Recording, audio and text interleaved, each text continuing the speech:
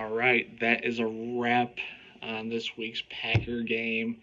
The Green Bay Packers fall to 3-6 on the season, losing to the Pittsburgh Steelers 23-19. Man, a lot to say about this one. I'm gonna start off. Um, I'm gonna start off by saying it feels weird without my cheese belt right now because they didn't get the dub today. Actually, here it is right here. Can't bring it out today, but you know what? Actually, it's always a good time to wear my cheese belt. So we're getting we didn't get the dub, but this thing's a dub. Um, yeah, Green Bay Packers lose 19-23 to the Pittsburgh Steelers. Going into this game, I did not think they were going to win. They're entering a really tough stretch. These 4 games, including the Steelers. You got the Chargers, Chiefs, and Detroit on Thanksgiving. So this might be an 0-4 stretch right here. But so much to say about it. I'm trying to think of where to begin. I guess I'm going to start up with this. I talk every week about you have to give the ball to Aaron Jones. Aaron Jones is your best playmaker on offense without a doubt. The guy who gets your engine going on the offense, and he's your superstar.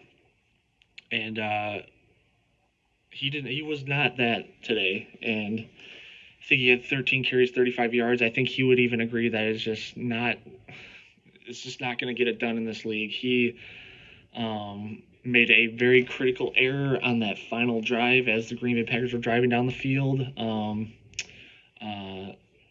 Not getting out of bounds on that critical catch, kind of like a screen to the running back, and Aaron Jones just caught it, just wanted to fight inside, just try to make a play, get maybe an extra yards or break a tackle, but my guy, you got to run out of bounds. Like, you can't have your superstars be making those type of errors in big key moments when you don't have any timeouts. And then you have a one play shot basically, and on the 18-yard line, you get a touchdown, and it's like it's just gonna be tough. Steelers did the right thing, lining all their defenders up at the goal line. It's just gonna be tough to score there. It's just that's why like that pick on the last play, like it's just kind of is what it is because like you don't have a high percentage of making that play. But I'm kind of talking, at the end of the game, I kind of want to back up a little bit. Um, you know, Going into this game, I think there's, Packer fans around the world would say that you're not 100% sure yet if Jordan Love is the guy, and he's not sure what these next 8 games are really going to tell, like what's his future like and what's the plan going to be. And thankfully, on the list of problems of the Green Bay Packers, he was not a big one. He was not in the top 5 today of their biggest problems. He was probably played his best game of the year, maybe besides for Week 1. And it's funny too because like he didn't even have a great completion percentage, which that's what he's been really lacking on. I think he was 21 for 40, but just made a few big deep ball plays that is exactly what you want to see.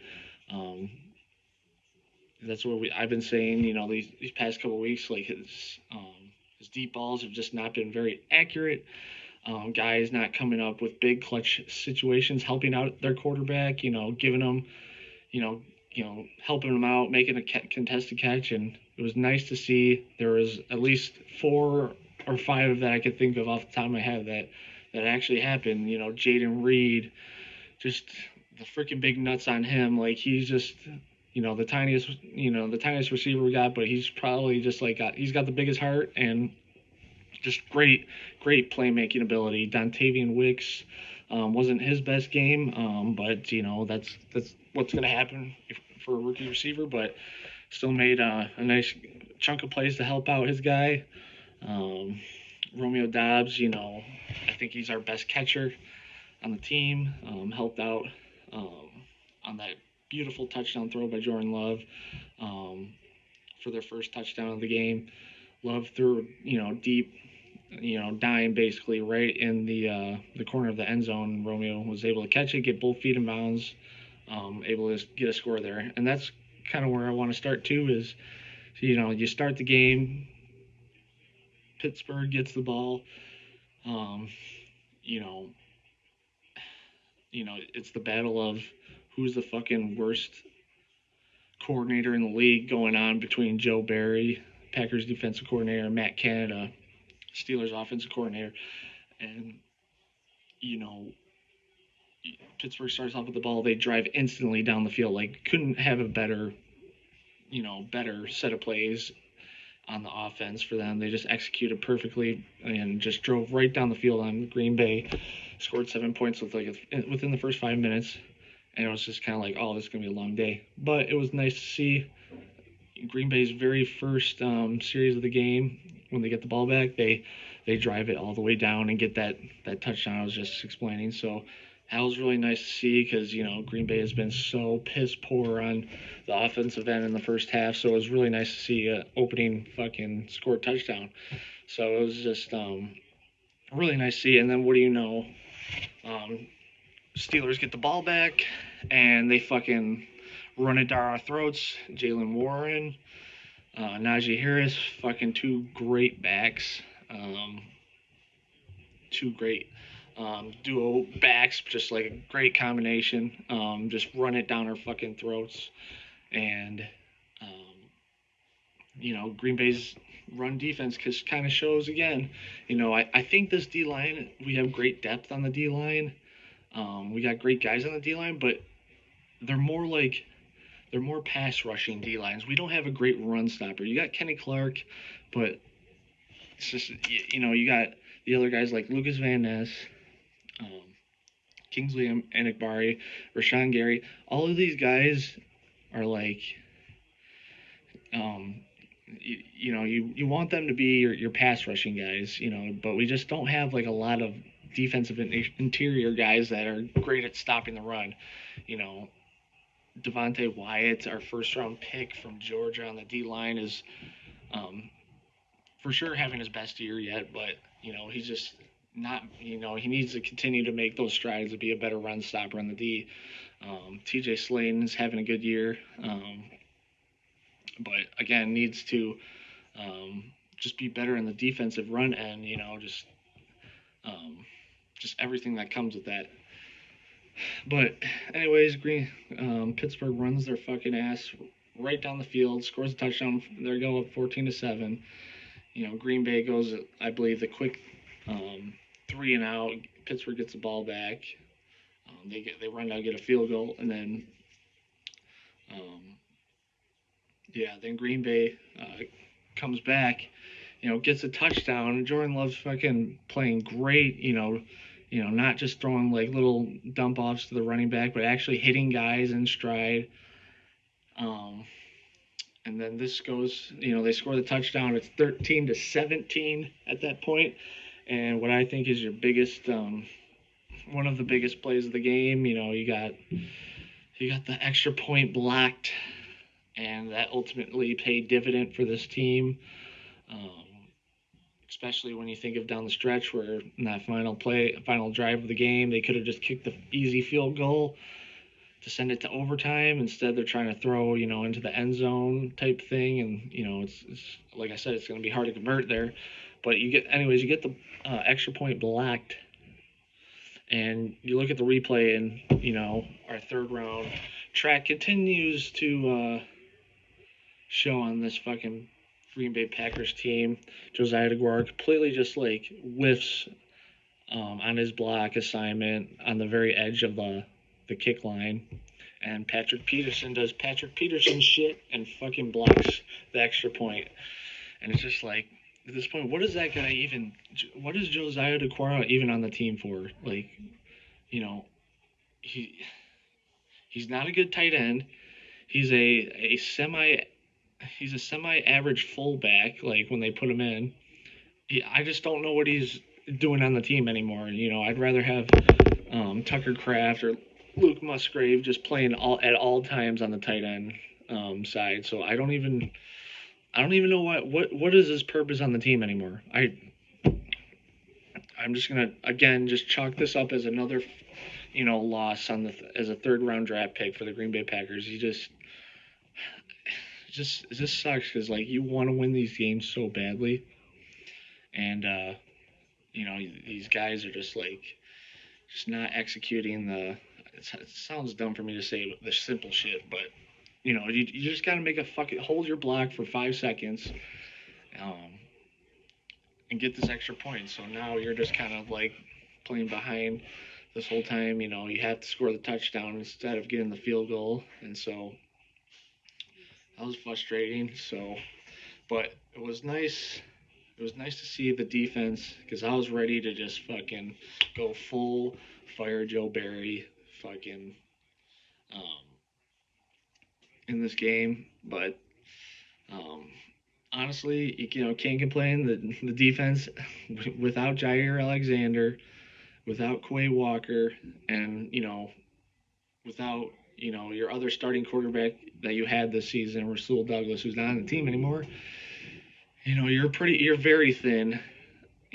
At the DB spot. You got a seventh round pick this year, and then a guy who's been on the practice squad. A couple years. Starting in the corner room, but to their credit, played really well. Held Deontay Johnson, to like only a couple catches. George Pickens didn't have like his best game by any stretch. So the defense stepped it up and played very well in the second half, and that's what you like to see. You like to play them, complimentary football all 4 quarters, but it's just gonna be hard. Just gonna be hard, but going down 14-7 like that, in the first quarter of the game is just tough. Making Matt Canada look like the fucking, making him look like fucking the best fucking offensive coordinator in the fucking league. But to their credit, they stepped up and they play good. And um, I don't know. It kind of sounds like I'm nagging, but I think there's been a lot of I hate moral victories. I hate fucking moral victories, but um, there is some good signs that Jordan played his best game.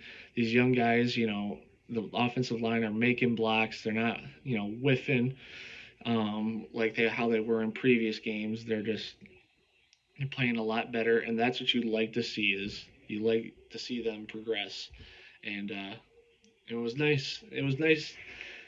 It was nice in the aspect of you know you know Jordan Love was the best quarterback out there today. Like, I'm so glad we don't have fucking Kenny Pickens, on our team right now. Like, and that's where I kind of trend towards. It kind of sucks too, because like Kenny Pickens like only had like 126 yards passing, and we still lost the game. So it was just like frustrating in that aspect. But um, Uh, yeah, I think bottom line just came down to Aaron Jones just played like absolute shit today. Didn't even have a fumble, but 13 carries for 35 yards. Is just not gonna get it done. Critical play on him. Not running out of bounds at the end. You know, Matt. I mean, I don't know if we would have done anything, but Matt LaFleur just kind of like wasting like 40 seconds with 2 timeouts. Um, in the final half, in the final minute of the first half, just kind of like just running down the clock. Did like 2 run plays and just wasted the time. It's just like, how about, yeah, we were on the opposing like 10 yard line, but like how about we just like get something going, like fucking like just try to get in field goal range. Like, he talks about fucking playing fucking all 4 quarters nonstop until clock hits zero, but if you're basing it off that, Matt, you're just kind of fucking, you just felt comfortable with the 17-13 lead and just said, fuck it, we're going to halftime. Like, that's not playing, 100%, to your ability. I don't know. Frustrating, but could be getting worse. I don't expect the Packers to win these next 3 games.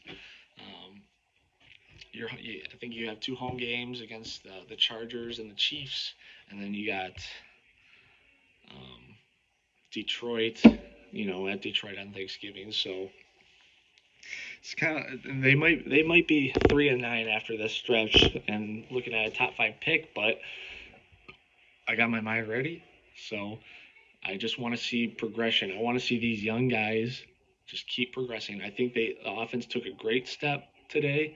They looked like a good offense in the NFL today. Everybody needs to get better, including Jordan Love. Um, but I really liked what I saw from the kid. He was making great passes and um, uh, guys like Jaden Reed and Romeo Dobbs and Luke Musgraves all making plays and doing good stuff. AJ Dillon had a nice game. It's been really nice to see him turn his season around. He had 6-7 carries for 70 yards. That was nice to see. So it's great. But I want to end this video because I didn't mention a certain guy in this whole video, and I want to bring him up now. I'm getting really concerned with our supposed number 1 receiver, Christian Watson. It's been frustrating. He's been injured, at the start of the season, but ever since he's been back in, he just hasn't been that guy that he was last year. Yeah, you don't have Aaron throwing to him, but it's funny because when you draft this guy and he's a 6'4" receiver, freak 4.4 speed on his 40. He's long, he's fast. If you're sending him on a go route, he has 2 steps on fucking every guy. It's like fucking insane, like the talent level that he has. And you draft this guy and you see all these things and you get so excited, and it's like, this guy's a freak. He's the next Randy Moss type guy. He's got all those traits. But one thing they don't measure in these combines on the off season is the when the ball's in the air, they don't measure like how a guy's gonna catch these contested catches, or like fucking use their skills to reach out and grab the ball, and that's my point, because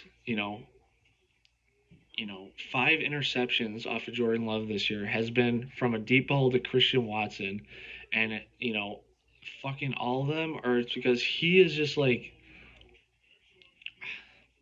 he's just not making he's not helping out his quarterback. He's just kind of like hoping that it would be right in his hands, when he gets thrown. And it's like, it's not going to be like that. You're covered. You got to go rise up and make that contested catch, and try to fight for the ball. You can be 2 steps ahead of him or whatever. You can be this freak athlete, but you got to make these catches. And for a guy that's supposed to be your number 1 receiver right now, he's like their 4th best receiver on the team. And that's just kind of where it is right now. Jaden Reed, Dontavian Wicks, and Romeo Dobbs all playing better football than Christian Watson this year. 100%. Without a doubt. Have I given up on the kid? Absolutely not. I love his potential, but he's just got to be better.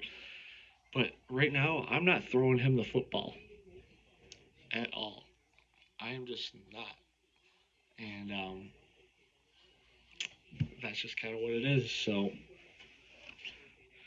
and yeah, next week you got the Chargers, and we'll see what happens. So, we'll see what happens.